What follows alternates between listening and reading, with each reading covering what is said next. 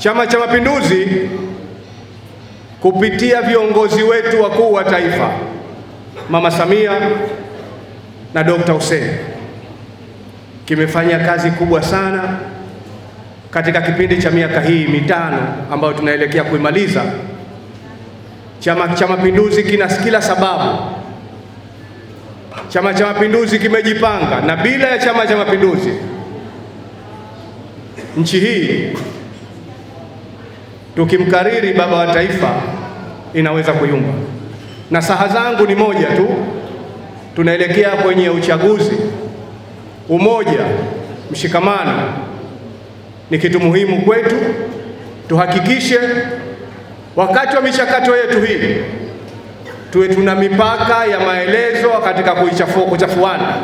Sio kipindi cha kuchafuana. Tukubaliane na tukumbuke, kama unapomchafua mwanachama Chama cha Mapinduzi yeyote, manake uhakikishe humchafui mwanachama cha Mapinduzi, bado unakichafua Chama cha Mapinduzi. Manake wakati wa harakati zile itafika wakati wewe kama ni mtiania, tunapoelekea kwenye uchaguzi, umemchafua mwanachama cha Mapinduzi, manake mwanachama yule wa Chama cha Mapinduzi kwa mujibu wa utaratibu wetu utakuja kupewa jukumu na Chama cha Mapinduzi cha kuendelea kumnadi, kuhakikisha Chama cha Mapinduzi kinashinda. Je, unapomchafua mwanachama mwenzio uhakikishe, manake utakuwa na kazi nyingine ya kuhakikisha ya zile kauli zako na maneno yako unarudi tena kwa wanachama na wananchi kwenda kumwombea kura. Kwa hivyo hizo ni nasaha zangu.